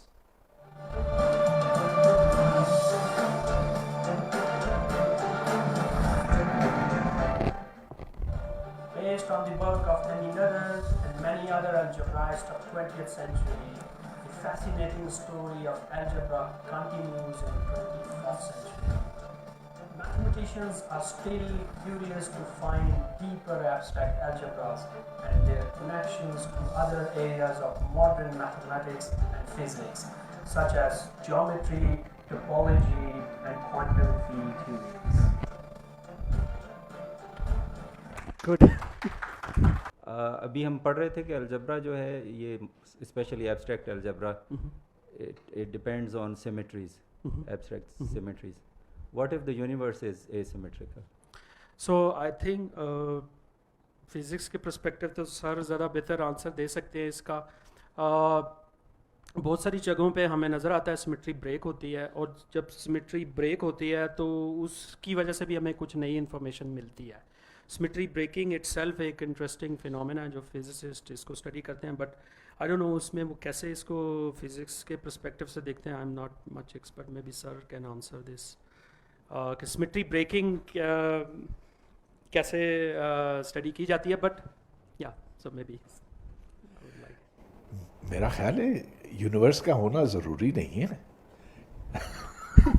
ये देखें, ये तो algebraic equations के solutions हैं. You can have algebras even without any material objects being in question.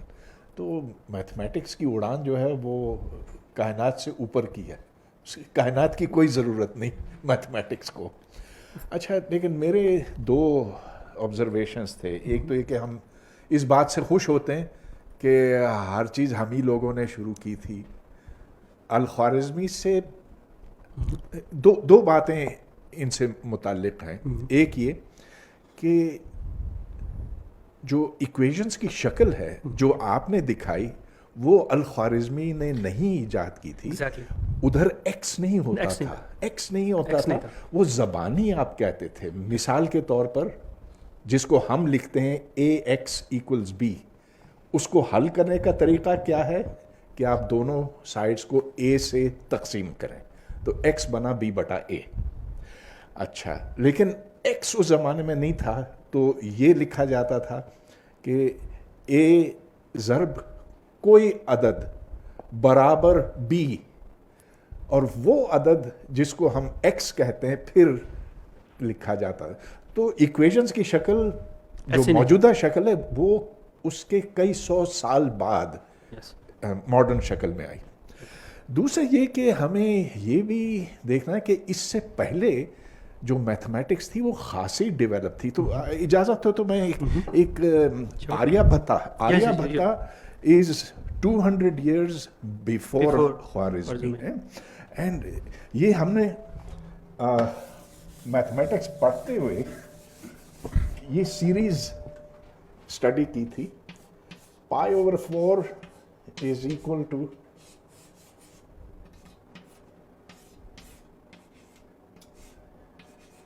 and n goes from 1 up till n plus remainder, and this remainder goes to 0 as n goes to infinity. अब ये एक infinite series है। Infinite series की convergence खुद एक बड़ा काम होता है प्रूव करना, और ये बिना एल्जेब्रा के तो नहीं हो सकता था मेरे ख्याल में। हसन, आपका क्या ख्याल है? तो फिर हम कैसे कह सकते हैं कि एल्जेब्रा अल-ख्वारिज़मी से शुरू हुआ? उससे पहले भी होगा ना, क्योंकि ये देखें, दिस इज मैग्निफिसेंट जॉब। और ये रिमाइंडर टर्म हासिल करना, ये अब मुझे रिमाइंडर टर्म याद नहीं, लेकिन this is reminder term that goes to 0 as n goes to infinity.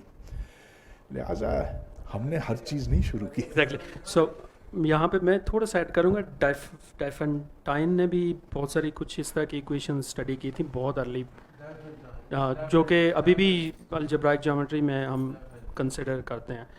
तो definitely, but anyway word algebra की वजह से शायद मैंने वहाँ से स्टार्ट किया। तो शुरू में बल्कि मैंने डिस्कस भी किया था कि हिस्ट्री जो है ना वो समटाइम्स पॉलिटिकल हो जाती है और कंट्रोवर्शियल भी, तो फिर that's always a problem.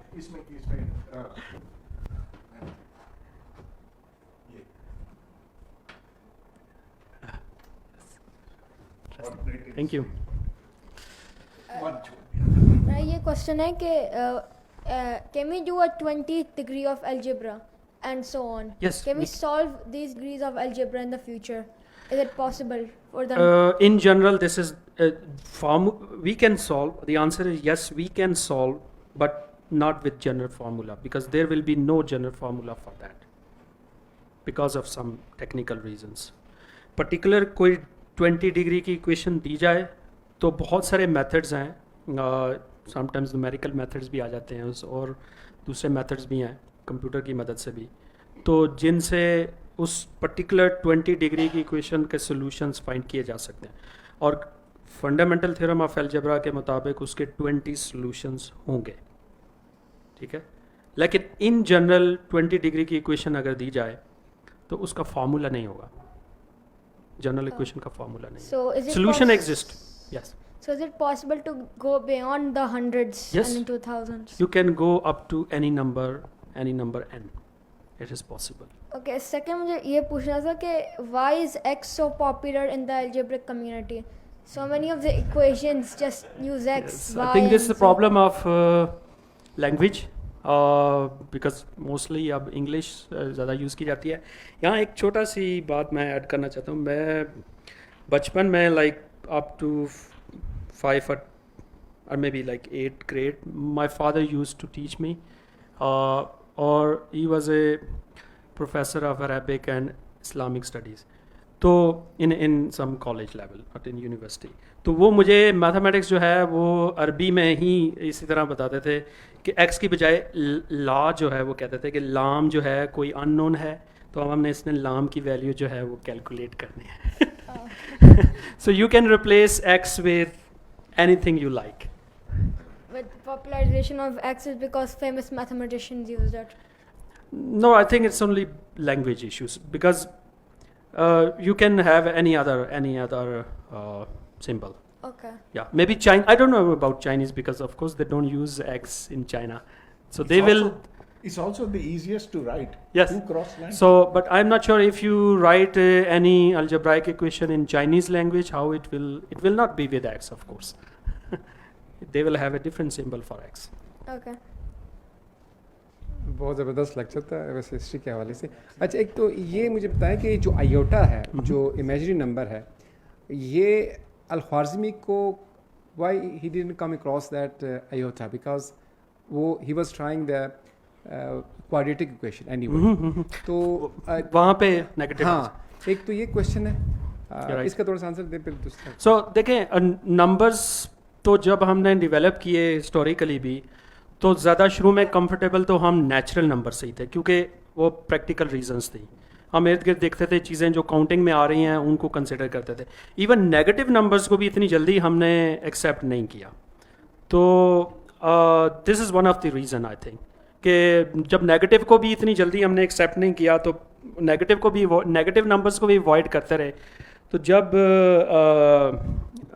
Square root of negative numbers आ गया, तो वो तो फिर हमारा बेसिक जो कॉन्सेप्ट था स्क्वायर रूट का, उसको भी वो समहाउ वायलेट करता है, क्योंकि स्क्वायर रूट की डेफिनेशन हम इसी तरीके से करते हैं कि स्क्वायर रूट एक ऐसा नंबर है जिसको आप जब मल्टीप्लाई करते हैं उसी से ही तो ओरिजिनल नंबर आ जाता है। तो ये डेफिनेशन स्क्वायर रूट की हमारी फेल हो जाती है समहाउ इस पे आयोटा पे, तो इसलिए भी अवॉइड करते रहे हैं, और शायद ख्वारिज़मी भी अवॉइड करता है, और ऑफ कोर्स काफ़ी सारे और लोगों ने भी अवॉइड किया। लेकिन एट सम स्टेज जब क्यूबिक इक्वेशंस पे आ गए, तो कुछ क्यूबिक इक्वेशंस थी जिनके अंदर स्क्वायर रूट ऑफ -1 आ रहा था, ओवरऑल सोल्यूशन समहाउ पॉजिटिव आ रहे थे, लेकिन उधर वो कहते थे कि ओवरऑल सोल्यूशन पॉजिटिव आ रहे हैं या पॉजिटिव और नेगेटिव रियल नंबर्स आ रहे हैं, लेकिन इनको कैसे सॉल्व किया जाए, ये जो बीच में स्क्वायर रूट ऑफ -1 है, इसको कैसे रिजॉल्व किया जाए। तो इस वजह से फिर उसका अलजेब्रा डेवलप करना पड़ गया, और जब उसको डेवलप किया तो पता चला ये तो पूरा एक और ही दुनिया है, और ये तो एक और ही अलजेब्रा जो इससे ज़्यादा रिच है और ज़्यादा इम्पोर्टेंट और ज़्यादा इंटरेस्टिंग है। और फिर बाद में इसके तो इसके साथ ये क्वेश्चन है कि जो नेगेटिव नंबर्स हैं, इसकी एक्सेप्टेंस मैथमेटिक्स में कब से हुई, फिर इसका मतलब है एग्जैक्ट हिस्टोरिकली तो मुझे नहीं पता ये कब हुई है, but I think maybe I am not sure about that. As soon as you had zero, you had a negative. हाँ, तो वो जीरो तो बहुत अर्ली डिस्कवर हाँ, हुआ था जीरो ना? तो शायद इंडियंस ने हाँ किया जी, था। वो तो काफी अर्ली हुआ था। तो नेगेटिव की एक्सेप्टेंस मैथमेटिक्स में आप कह रहे हैं ना, ख्वारिज़मी ने चूंकि मैं avoid negative for negative Khwarizmi I think he was okay for that, अच्छा, but I am talking about the square root of negative numbers, that जो आपका क्वेश्चन शायद यही था। हाँ हाँ, नहीं वो तो मैंने कहा कि उन्होंने कम क्रॉस नहीं किया, इसका मतलब कि वो हम्म। उन्होंने अवॉइड करते रहे, क्या मतलब है इसको? अवॉइड का मतलब यही है कि उसमें फिर मैथमेटिक्स के आपके पास प्रॉब्लम आ रहा है ना, अच्छा, टेक्निकली आप चीज़ें और कॉम्प्लिकेटेड होती चली जा रही हैं, अच्छा, क्योंकि जो आपके पास कम्प्लेक्स नंबर्स की इक्वेशंस होती हैं उनको सॉल्व करने के लिए आपका फिर क्लासिकल मेथड्स नहीं है, आपको पूरा कम्प्लेक्स एनालिसिस की ज़रूरत पड़ती है। ठीक है। तो उसके लिए भी फिर सॉल्यूशंस का भी प्रॉब्लम हो सकता है। May be sir you can add something if you, it's okay. सबसे इंटरेस्टिंग बात है कि जो सोर्स ऑफ डिस्कवरी वो कितना irrational, yes, people were quite comfortable in working with things they could Yes. not justify. Yes, जो And कि then easily later the theory. So Yes. we think that mathematicians are very rational people. No, they are not at all. yeah, so this was the problem. Second question वो ये था कि जो अभी क्योंकि अभी जो अलजेब्रा है वो पता नहीं आप इसके जो फॉर्म इतना डाइवर्ट हुआ, जिस तरह आप बता रहे थे कि आप इसमें ज्योमेट्री भी आ गई और बहुत सारी। अच्छा, इसमें अभी जो फंडामेंटल थ्योरम है उसका अलजेब्रा का, जो कि एन का सोल्यूशन एन ही रहेगा, तो इसका अभी तक प्रिवेल कर रहा है, जो मतलब हाई डिग्री का भी कर लिया तो even then it is prevail का, आपको तो कंप्यूटर भी आ गया। पोलिनोमियल इक्वेशंस में तो यही होगा, और आई एम नॉट श्योर कि अगर आप वेरिएबल्स 2 कर देंगे तो उसमें क्या बनेगा। फॉर एग्जांपल अभी तक जो हम स्टडी कर रहे हैं ना, वो एक जो क्लासिकल अलजेब्रा है उसमें वेरिएबल एक x एक ही वेरिएबल है, और जो इसमें रिंग बनता है ना, जितनी भी पोलिनोमियल्स 1 वेरिएबल की बनती हैं उन सबको इकट्ठा कर लें तो जो एक नया सेट बनेगा, जो ग्रुप बनता है उसे रिंग भी कहा जाता है, वो उसमें एक ही वेरिएबल है। अब क्वेश्चन ये है कि अगर हम वेरिएबल्स 2 कर दें तो फिर ये सिचुएशन बनेगी। तमाम इक्वेशन जिनमें 2 वेरिएबल्स आ रहे हो, x और y की वेरिएबल्स की फॉर्म में, तो उनके क्या सॉल्यूशंस हो सकते हैं। अब उसका fundamental theorem of algebra for 2 variables I am not sure about that, because whether it's possible, it's I'm not sure. No, that's when you enter the realm of algebraic Geometry, हाँ, फिर the dimension of the solution. Yes, क्योंकि और I think algebraic geometry में फिर यही discussions हो रही हैं कि इसी आइडियाज़ को एक्सटेंड करते चले जाएं डिफरेंट वेज में, जैसे सोफिस्ली ने किया था, उसने पहले यही सारा आइडियाज़ ले लिए गैल्वा ग्रुप्स के, उसने कहा कि okay now replace polynomial equations with differential equations, what would happen? तो I think there is no like such thing as fundamental theorem of algebra for two variables और maybe for differential equations. I have a question. Yes. So basically, I am a programming computer science graduate. Like in my whole studies, I like studied these all equations, but I never used them practically even in my development. So what exactly is the practical use of these all equations? I think this is not the right question for mathematicians because हमने अभी भी देखा है कि mathematicians practical point of view से study story of algebra में हमने देखा है, but of course अगर practical applications देखेंगे कंप्यूटर के perspective से तो कुछ लोगों ने boolean algebras बनाए हैं और उसमें उन्होंने वही जो गेट्स डिफरेंट बनाते हैं उनको फिर उनका भी एक पूरा algebra बन जाता है, but usually mathematicians are not interested in these questions, so they want to discover or study mathematics for its own sake, the way we have seen in this story. कि जो प्रॉब्लम रहा है classical algebra का वो क्या रहा है, उसमें प्रॉब्लम हमारा क्लासिकल अलजेब्रा का यही था कि ये इक्वेशन है और इसके सॉल्यूशंस फाइंड करना है, इनकी एप्लीकेशन क्या है, ये this is not the problem. और प्योर मैथमेटिक्स में ज़्यादातर हमारे यही होते हैं, but applications, of course, we have seen so many applications already. But I cannot believe that you don't use any mathematics in computer. I mean, how do you represent 3 dimension on the computer screen? Yes. That has to be the mathematics of perspective drawing, right? And that you cannot do without linear Exactly. algebra, for example. Yeah, so I think ये इनका remark से मुझे एक याद आ गया, मैंने एक दफ़ा एक कोर्स पढ़ाया था linear algebra and its application, David Seeley की बुक है, उसके अंदर ये डिस्कशन है कि प्रोजेक्शन आप कंप्यूटर के अंदर कैसे करते हैं और उसके अंदर वही मैट्रिसेस कैसे यूज़ करते हैं, अलजेब्रा लीनियर अलजेब्रा कैसे यूज़ होता है. Of course there are so many application. That is whole another nerd thing. Yes. But I was just curious. But For exactly. for the cryptography people, you need this Galois theory a lot. Yeah, exactly. So they mentioned about this Yes. cyber security thing though. exactly. So Yeah. cryptography में जो abstract algebra है वो काफ़ी use होता है. This is Yes. one of the major areas. I agree. Yes. Thank you. Good. Thank you. Sir, thank you so much for taking us through. I have one request and one question. So my request is to please de-Europeize your whole narrative of story of algebra, because we heard about Italians and Persians and also Germans and Norwegians, but I could not find any reference to Indians or you're right. Chinese or Japanese or South Americans. Yes. Because the whole history of science is Eurocentric. Sir, my question is, if we extrapolate it further, so what will be the future of algebra? So future of algebra पे तो already लोग काम कर रहे हैं. मैंने कुछ and पे डिस्कशंस की थी कि इस वक्त जो एक्टिव एरियाज़ हैं रिसर्च के वर्ल्ड वाइड, उनमें से एक लैंगलैंड प्रोग्राम का मैंने डिस्कस किया था जिसमें अलजेब्रा के आइडियाज़ डिफरेंट जगहों पे यूज़ किए जाते हैं.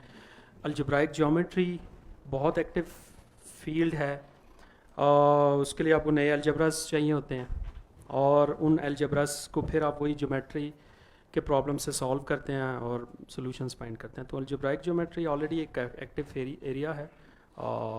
फ्यूचर तो क्वाइट वास्ट हो गया है, क्लासिकल अलजेब्रा तो बड़ा लिमिटेड था, अब तो सो मैनी एरियाज़ जो हैं इसमें. इवन अब जो फंडामेंटल फिज़िक्स है उसके अंदर भी, स्ट्रिंग थ्योरी के अंदर भी और बहुत क्वांटम फील्ड थ्योरीज़ के अंदर भी कुछ आइडियाज़ जो हैं वो फिज़िक्स से आते हैं, फिर वो अलजेब्रा चाहिए होता है, फिर अलजेब्रा के कुछ प्रॉब्लम से हमें उधर दूसरी तरफ सॉल्यूशंस मिलते हैं. तो अब तो ये बहुत ज़्यादा फैल गया है अलजेब्रा, तो प्रिसाइज डेफिनेशन. तो जो दूसरा रिमार्क है,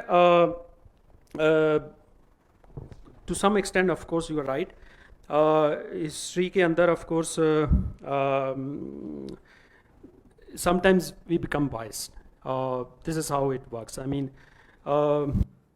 you go to the internet and you start finding what is the story of algebra, and then you find a lot of literature. तो ये फिर political हो जाता है, और जो डेटा है और इस पे फिर I don't know, होना तो नहीं चाहिए of course. वो फिर अब्दुल वाली बात है कि ये collective है, सारा है, एक heritage है, common heritage है, तो इसको इस तरीके से एक्सेप्ट किया जाए तो ज़्यादा बेहतर है. But of course sometimes we become bias, I don't know. I like some people, for example, I like Gauss, I like many people, like I like Sophus-Lee, I like Galois. So yeah, so if we have other interesting story, I also like Ramanujan, of course. I just like to add a small comment to the question that you brought up earlier, that when we use SolidWorks for 3D designing, तो उसमें जो shapes हम design करते हैं, the equations that are relevant to that those shapes, और हर operation से relevant equation नीचे शो हो रही होती है ड्यूरिंग डिज़ाइनिंग. तो that is the application of algebra and all the other mathematics. अब अलजेब्रा को कैलकुलस के कोई बाउंड्री लाइन में कहाँ पे रखेंगे? मतलब जस्ट एक लेमैन क्वेश्चन है, उसको चूँकि कैलकुलस आता है बहुत बाद में, 16वीं 17वीं सदरी में आता है, तो algebra was where the algebra could not apply in the calculus, मतलब फिर कैलकुलस की नई फील्ड बन जाती है और जो बहुत ज़्यादा, तो ये क्या कैलकुलस. सो अलजेब्राइज तो कैलकुलस को फिर अलजेब्राइकली देखेंगे. कैलकुलस में हम फंक्शंस को स्टडी करते हैं, तो ये ग्रुप जितने भी, हाँ यस, जितने भी हमारे फंक्शंस बनेंगे फिर उनका फंक्शन स्पेस बना लेंगे हम. जब फंक्शन स्पेस बनाएंगे फिर वही कहेंगे हर फंक्शन का इन्वर्टेबल फंक्शन है या नहीं, तो वो ग्रुप बनाते चले जाएंगे. तो अलजेब्राइस्ट फिर अपनी नज़र से चीज़ों को जब देखते हैं तो वो कहते हैं अच्छा ओके लेट्स सी दिस अलजेब्राइकली.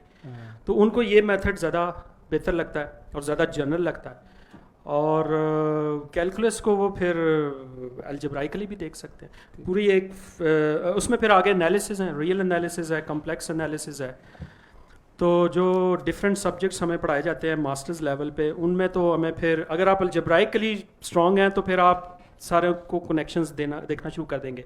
एक जिक्र किया मैंने लैंग्लैंड प्रोग्राम्स का, उसका बेसिक आइडिया यही है कि जो डिफरेंट एरियाज हैं मैथमेटिक्स के, इनको यूनिफाई किया जाए. ठीक है, और इवन नंबर थ्योरी जैसे सब्जेक्ट जो समहाउ ऐसे लगता है कि बड़े प्योर हैं और डिफरेंट हैं, उनको उधर से भी आइडियाज़ को लिंक किया जाए डिफरेंट तरीके से. This is one of the very active and interesting unification programme which is going on. नहीं, तो आपका सवाल था कि अलजेब्रा की एप्लीकेशंस कैलकुलस में कोई है कि नहीं, ये आपका सवाल है?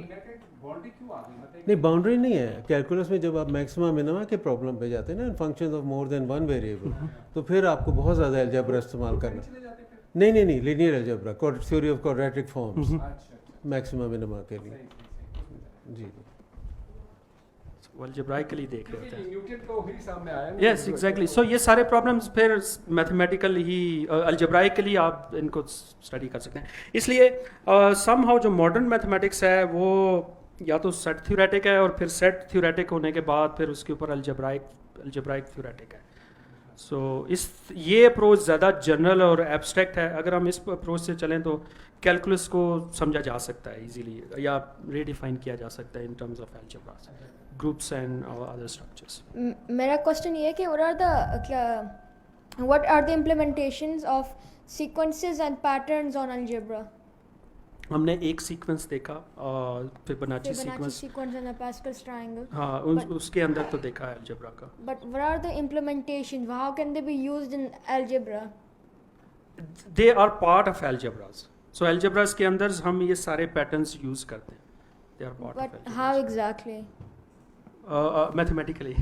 How exactly? I mean mathematically, algebraically. So I'm not sure what's so your you look at the question. sequence and you analyze it. Yes. And you try to make predictions and exactly. So usually we define sequence. What is a sequence? It is actually a function, and for that function we have some natural set of natural numbers and also some domain. So we see it more set theoretically, and then we try to find what are the algebraic properties of these sequences, and maybe we can do similar things a lot of algebraic way. Maybe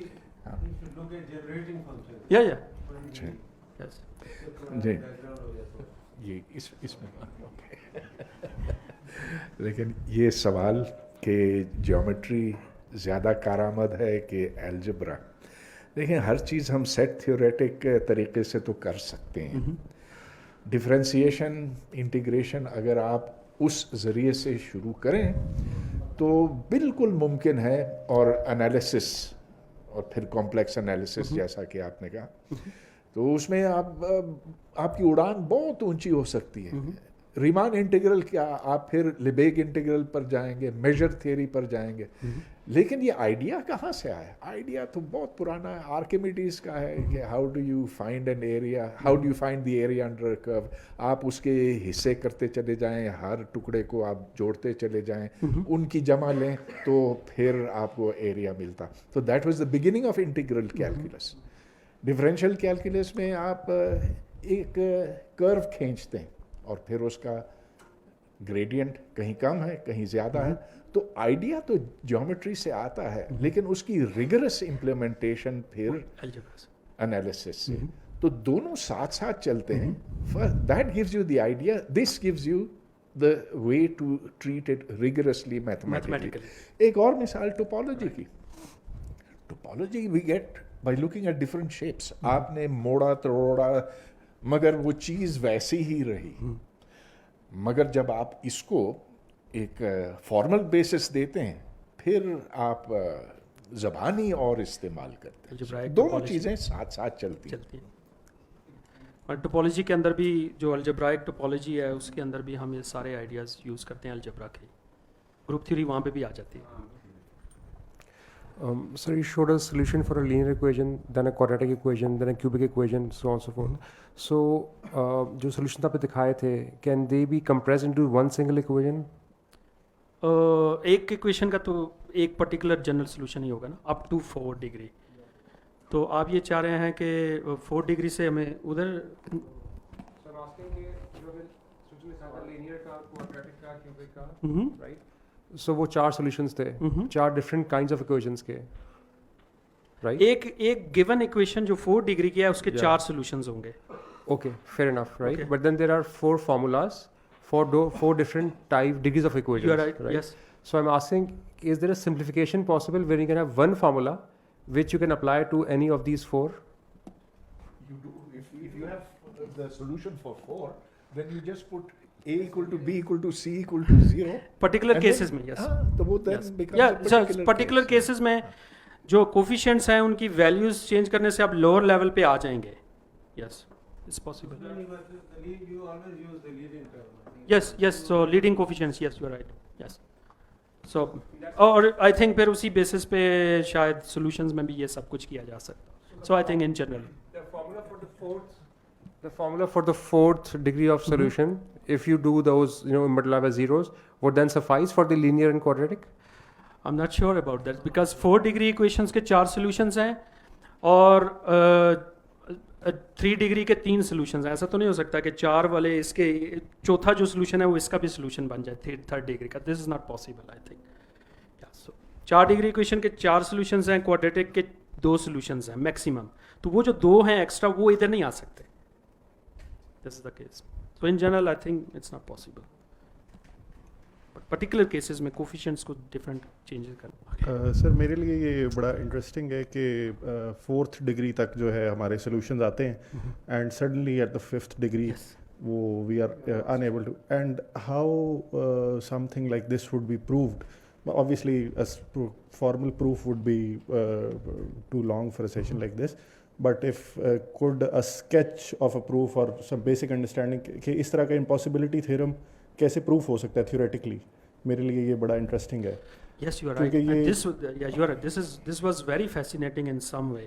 और I think Galois did not like this approach of Abel and Ruffini. उन्होंने 5th degree के case में ये prove कर दिया कि impossible है, but he was not convinced from that. That's why he came up with his own idea of group कि हमारे पास ये ग्रुप्स बन रहे हैं और उसके अंदर उस ग्रुप का जो स्ट्रक्चर है उसके अंदर सब स्ट्रक्चर्स देखते हैं जिसे हम सब ग्रुप्स कहते हैं, और फिर वहाँ से उसने कुछ आइडियाज़ दिया नॉर्मल सब ग्रुप्स का, जो ग्रुप थ्योरी के अंदर पूरा गैल्वा थ्योरी और ग्रुप थ्योरी के अंदर पूरा ये टॉपिक्स स्टडी किए जाते हैं।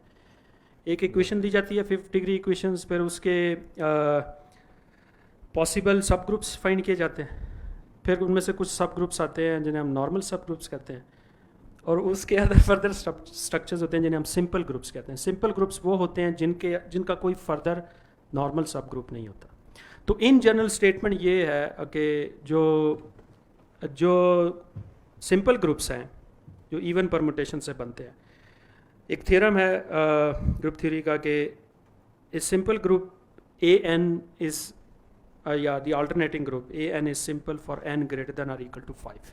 We prove it in course of group theory, और वो रीज़न है बेसिकली, ठीक है। और this is very very interesting कि ये कैसे जनरल समहाउ इंटरेस्टिंग। और ये क्वेश्चन फिर फिलॉसफी में जाएगा कि क्या मैथमेटिक्स को हम फिर इन्वेंट करते हैं या डिस्कवर करते हैं। ऑफ कोर्स गैल्वा से पहले भी तो ये एब्स्ट्रैक्ट वे में तो आइडियाज़ एग्जिस्ट करते थे। Galois somehow got this idea in a sub interesting way. Sir ये ग्रुप थ्योरी से पहले, क्योंकि ये एबल रुफीनी वाला थ्योरम तो आ गया ड्यू टू लाग्रांज, तो that can't be obviously, that must not be including abstract algebra या ग्रुप थ्योरी वगैरह, उसमें नहीं होगी। उसमें नहीं है, yes, वो तो कोई ज़रा सिंपल फार्मूला होगा जो, हाँ एग्जैक्टली वो उन्होंने डिफरेंट वे से किया है। आई am not sure about that. Lagrange ने इस पे कुछ, लाग्रांज का कुछ काम है इसमें सर, उसके काम को देखना पड़ेगा। मे भी कौशी का काम है जो उसके अंदर। Okay okay, thank you.